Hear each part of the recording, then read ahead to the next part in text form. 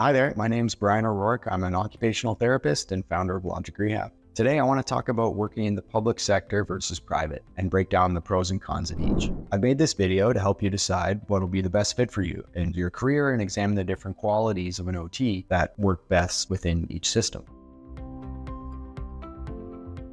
To start, there's the stability that working in public provides. When you work in public, you know you're going to go to work each week and for how long you're going to go or each day, and there are no surprises. There's also benefits, whether it's physiotherapy, massage, dentist. The public sector usually does a great job ensuring you're covered for what you need. And if you're sick, you have sick days for that as well. There's also a pension to talk about. Knowing that you're going to be financially secure once you retire down the road is a big benefit to working in public. There's also regularly scheduled pay raises. Again, no surprises. So if you're someone who likes routine and knowing exactly when things will happen, working in public could be something to consider. And last, there is vacation time. In BC, this often means you're starting with 4 weeks, I believe. And as you build seniority, you get a few more days each year. Now, we can't do the pros without also talking about the cons.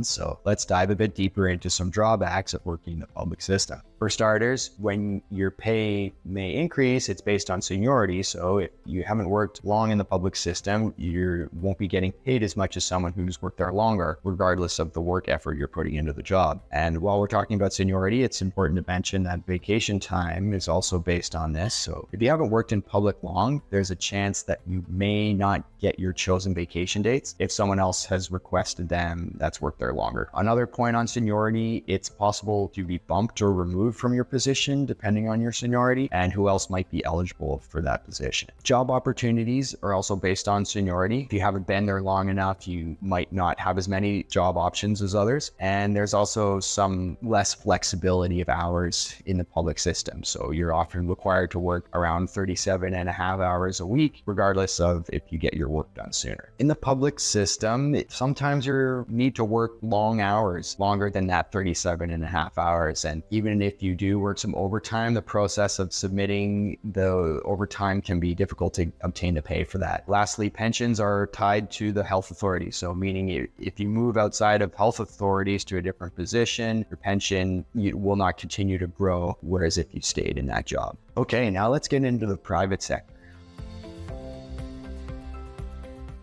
I want to start by discussing some of the pros of working within private practice.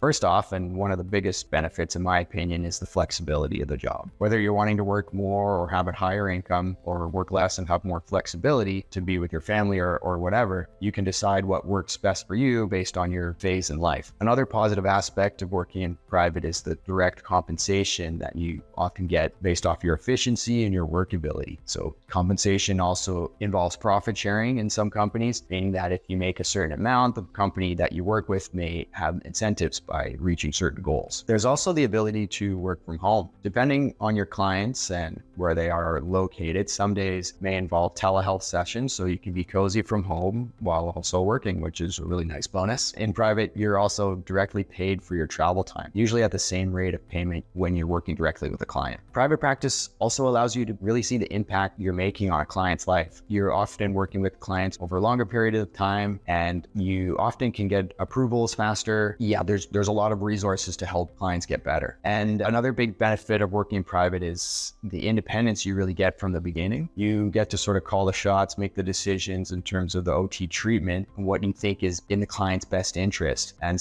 usually, the funders are okay with that as long as you justify it clearly. And, often if you need more time, you can submit a progress report and get more time with the client. You also have more autonomy when it comes to where you're investing your money from a financial standpoint. For example, you're making your own sort of pension. So you have more financial control to allocate that aspect of your pay in areas or investments that work for you, if that's something that interests you. Finally, working in private practice allows you to claim a lot of things on your taxes if you're an independent contractor. So that includes home office equipment, general business expenses on your yearly taxes, and this can be a quite significant financial saver each year.